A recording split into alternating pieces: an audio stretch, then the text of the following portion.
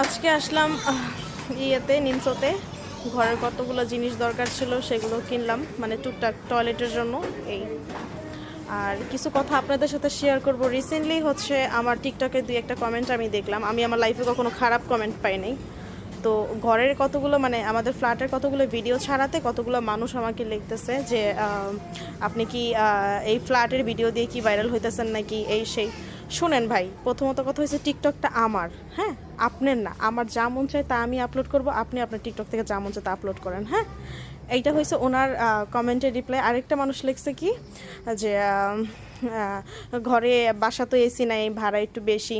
আসল কথা ওনাদের না মালয়েশিয়ার রুম ভাড়ার বিষয়ে কোনো হয়তো বা ধারণাই নাই, হ্যাঁ, এর জন্য। আবার কয়েকটা মানুষ বলে যে রুমের ফার্নিচার লাগবে। শুনেন, আমি 2.5 লাখ টাকা দিয়ে সবে মাত্র ফ্ল্যাট নিছি, 1 বছরের জন্য নিছি, যেটা আমার ফ্ল্যাট, হ্যাঁ। এখানে আমি থাকবো, পুলিশেরও কোনো রাইট নাই আমাকে বের করার। যদি আমি কোনো ফল্ট না করি তাহলে আমাকে কেউ বের করতে পারবে না, হ্যাঁ। যদি আমি স্বেচ্ছায় না বের হই, আর বের হইলেও আমাকে অবশ্যই আমার পুরো ডিপোজিটটা দিয়ে দিতে হবে, 2.5 লাখ টাকা দিতে হবে।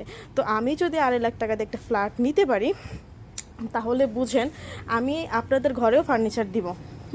একটা বেড, টেবিল, চেয়ার, আয়নার ব্যবস্থা অবশ্যই থাকবে। আপনারা জাস্ট, আমি বলছি যে আপনাদের পছন্দ হয় কিনা, আপনারা আসবেন, কথা বলবেন, ভালো লাগলে নেবেন, না হলে নেবেন না। আমার রুম এভাবে খালি পড়ে থাকুক। আমার হাজব্যান্ড তো বলছে ভাড়াই দেওয়া দরকার নেই, কারণ তুমি বাসায় একা থাকো, দরকারই নেই।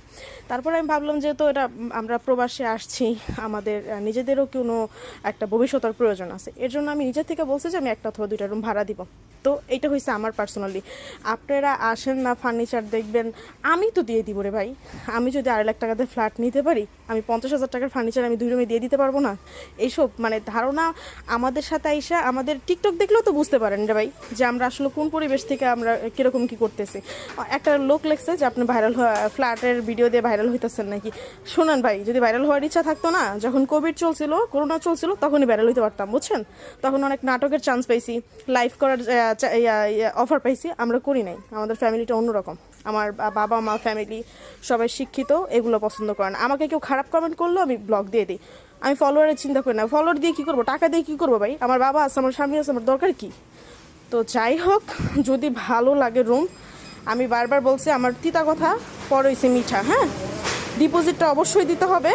আর আপনার ঘরে যা যা লাগে আমি সব কিছু এসির থেকে ধরে সব কিছুর ব্যবস্থা করবো, একটু সময় দিতে হবে। আপনি তো নিজেও বুঝতেছেন যে যেহেতু আমরা এতগুলো ডিপোজিট দিয়ে উঠতেছি, উঠে আবার ভাড়া দিতে হবে।